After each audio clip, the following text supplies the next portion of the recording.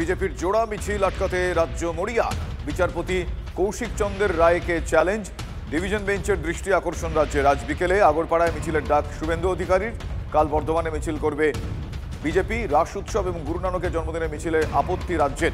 আমার সহকর্মী শ্রাবন্তী সাহা এই মুহূর্তে আমার সঙ্গে রয়েছেন, আমি তার সঙ্গে কথা বলবো। তবে আপনাদের আরও একবার জানিয়ে রাখি যে বিজেপির মিছিলে প্রশাসনিক সমস্যার আশঙ্কা করছে রাজ্য। আজ বেলা 3টে ভারপ্রাপ্ত প্রধান বিচারপতির ডিভিশন বেঞ্চে শুনানি রয়েছে। ফলে এই মুহূর্তে বিজেপির যে জোড়া মিছিল, সেই জোড়া মিছিল আটকাতে রাজ্য মরি। আমার সহকর্মী শ্রাবন্তী সাহা এই মুহূর্তে আমার সঙ্গে টেলিফোন লাইনে রয়েছেন। শ্রাবন্তী, আমি জানতে চাইবো যে মূলত কোন কোন জায়গাগুলো দেখিয়ে আপত্তির একটা আবহ রাজ্যের তরফ থেকে করা হচ্ছে এবং এর আইনি গতিবিধি কি হতে পারে? না, গতকাল বিচারপতি কৌশিক চন্দ্র নির্দেশ দিয়েছিলেন, বেশ কিছু শর্ত বেঁধে দিয়েছিলেন এবং তার বক্তব্য ছিল যে গণতান্ত্রিক দেশে যে কোনো পার্টির পক্ষ থেকে এই ধরনের মিছিল করা যেতে পারে। এখন তার বিরুদ্ধে রাজ্য সরকার ডিভিশন বেঞ্চে গেছে। তাদের বক্তব্য এতে আইন শৃঙ্খলা নষ্ট হবে, যার ফলে একাধিক প্রশাসনিক যে সমস্যা রয়েছে সেগুলোও সামনে আসবে। আজকে দুপুরবেলা এই মামলা শুনানি রয়েছে ডিভিশন বেঞ্চে। শুভদিন। ধন্যবাদ শ্রাবন্তী।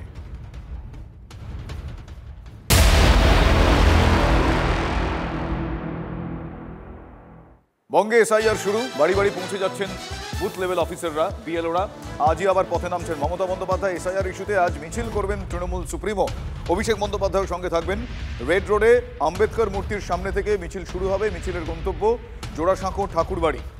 এসআইআর এর প্রতিবাদে সংবিধান প্রণেতা এবং রবীন্দ্রনাথকে জুড়তে চাইছে শাসক দল। আজকে এই মিছিল নির্দিষ্ট সময় 2টো থেকে শুরু হওয়ার কথা। আম্বেদকর মূর্তির পাদদেশ থেকে এই মিছিল শুরু হবে। পুরোভাগে থাকবেন তৃণমূল সুপ্রিমো মমতা বন্দ্যোপাধ্যায়, থাকবেন তৃণমূল কংগ্রেসের second in command Abhishek Bandyopadhyay. এবং এই মিছিলের গন্তব্য হচ্ছে জোড়াসাঁকো ঠাকুরবাড়ি। মনে করা হচ্ছে এসআইআর এর প্রতিবাদে তারা সংবিধান প্রণেতা বি.আর. আম্বেদকর এবং রবীন্দ্রনাথ ঠাকুরকে জুড়তে চাইছে শাসক দল। আজকে সেই বার্তায় দিতে চাইছে। এসআইআর সংক্রান্ত নানা বিষয় নিয়ে তারা এযাবৎ যা যা প্রতিবাদ জানিয়ে এসেছেন তার একটা সম্মিলিত রূপ পাবে আজকের এই মিছিল। পুরোভাগে থাকছেন তৃণমূল সুপ্রিমো মমতা বন্দ্যোপাধ্যায়।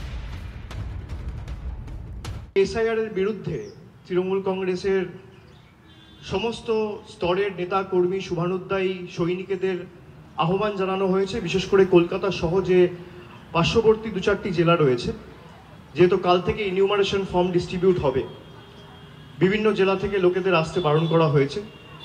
ঐতিহাসিক মিছিলে আমি আপনাদের মাধ্যমে সকলের কাছে আবার একবার অ্যাপিল করব যোগ দেওয়ার জন্য। এসআইআরকে সামনে রেখে বাকি সমস্যাগুলো ধামাচাপা দিতে চাইছে তৃণমূল কংগ্রেস। ঠিক এভাবেই অভিযোগ করেছেন সুকান্ত মজুমদার। মূল উদ্দেশ্য হচ্ছে এসআইআরকে সামনের দিকে তুলে এনে বাংলার যেটা প্রকৃত ইস্যু, যেগুলি প্রকৃত ইস্যু, সেই ইস্যুগুলোকে পেছনের দিকে ঠেলে দেওয়া। 26,000-এর চাকরি চলে যাওয়া, রিসেন্টলি প্রায় 3,000 মতো গ্রুপ সি, গ্রুপ ডি যাদের কাছ থেকে টাকা নিয়ে তৃণমূল কংগ্রেস চাকরি দিয়েছিল, তাতে মমতা বন্দ্যোপাধ্যায়ের আত্মীয়ার নাম আছে। এই সমস্ত জিনিস থেকে দৃষ্টি ঘোরানো, চাকরি নেই এবং একের পর এক ধর্ষণ, এই সমস্ত কিছু থেকে চোখ ঘোরানোর জন্য এসআইআরকে উপরে তোলা হচ্ছে, এসআইআরকে ইস্যু বানানো হচ্ছে। এসআইআর তো নির্বাচন কমিশনের বিষয়, আপত্তি থাকলে কোর্টে যান, সুপ্রিম কোর্টে যান। মমতার 4 তারিখের মিছিলটা হচ্ছে ভুতুরে ভোট রেখে দেওয়ার জন্য মিছিল। কেননা ভোটার লিস্টে মৃত মানুষের নাম রক্ষার জন্য উনি উদ্গ্রীব, ভুতুরে ভোট রাখার জন্য উনি উদ্গ্রীব। কেন ডেথ রেজিস্টার দিয়ে ভোটার লিস্টে মৃত মানুষের নাম বাদ দেওয়ার ব্যবস্থা উনি করেননি? সে রাজ দি গভর্নমেন্ট, উনি শাসক দল।